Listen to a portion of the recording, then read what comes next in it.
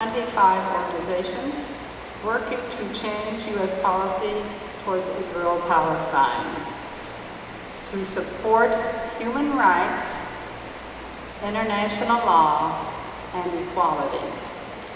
He's a former analyst in Middle East affairs at Congressional Research Service, a federal government agency providing policy analysis to members of Congress. Josh holds a graduate degree in international affairs from Johns Hopkins University School of Advanced International Studies. Welcome, Josh.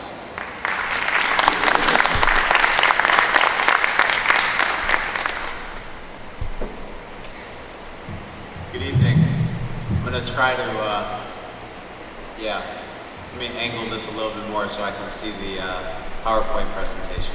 On behalf of the U.S. campaign to end the Israeli occupation, I want to welcome everyone to the opening event of our 9th annual National Organizers Conference.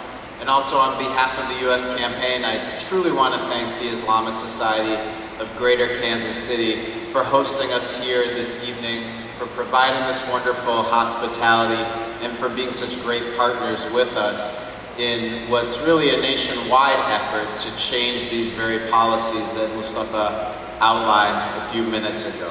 What I'd like to do for a few minutes, based on what we've heard about the good work going on in Kansas City to meet needs in this community, ask a very simple question: can we afford military aid to Israel? And like Mustafa, I'm also going to just stick to the facts. A little bit of background about military aid to Israel. Since 1949, the United States, according to U.S. government figures, has provided more than $100 billion, with a B, billion dollars of economic and military aid to Israel. Over the last 10 years, the economic aid was phased out, while the military aid increased every year, so that now it's all military aid.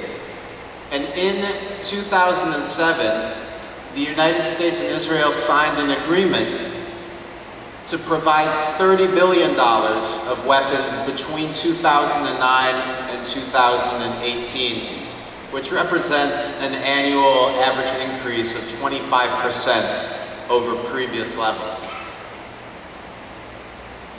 Let's look a little bit in detail about the numbers of weapons which were transferred to Israel during the Bush administration. The U.S. government has 3 major military aid programs. The main one, which you see at the top, are foreign military sales. These are the big ticket items: the fighter jets, the tanks, the naval gunboat ships, etc. And this is a program run by the Pentagon. The direct commercial sales are usually smaller items, but nonetheless very lethal ones, like ammunition, guns, night vision goggles, etc. This is a program that's run by the State Department. And then finally, sometimes the Pentagon has a garage sale where they clear out everything that they don't want anymore and sell it to other countries on the cheap. That's called excess defense articles. So between those 3 programs, the United States either transferred or signed contracts to transfer more than more than $31.4 billion worth of weapons to Israel during the Bush administration. More importantly, I think, than the monetary figures are the human figures, and how these weapons transfers to Israel impact Palestinians living under Israeli military occupation. According to the Israeli human rights group B'Tselem, from January 2001, when President Bush took office, until November 2008, Israel killed more than 2,000 innocent Palestinians who took no part in hostilities. And you can see on this graphic the different types of weapon systems and how frequently those weapons were used to kill those innocent Palestinian civilians.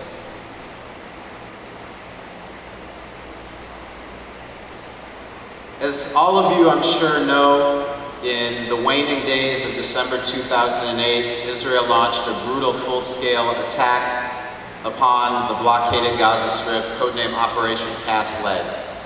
During these 3 weeks, again according to the Israeli human rights organization B'Tselem, nearly 1,400 Palestinians were killed, the vast majority of whom were innocent civilians who took absolutely no part in hostilities. More than 5,500 innocent civilians were injured, and the estimates are that more than $2 billion worth of civilian infrastructure was intentionally damaged. These are just a few of the different US weapons that we found evidence that Israel used in Operation Cast Lead. And you can also see the amounts of those specific types of weapons that were transferred from the United States to Israel during the Bush